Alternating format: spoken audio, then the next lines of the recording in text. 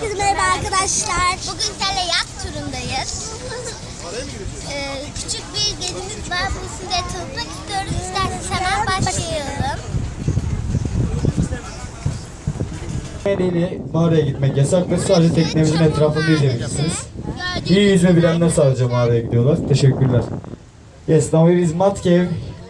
Mud Caves is here 20 minutes swimming time. You can swim, you can jump. Дорогие друзья, следующая наша остановка – это пещера Красной Глины.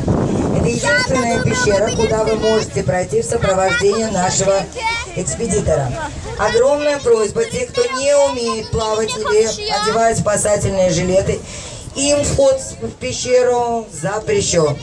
Детям и тем, кто не умеет плавать, вход в пещеру запрещен. Она довольно-таки опасная. Не подвергайте ни себя, ни детей опасности.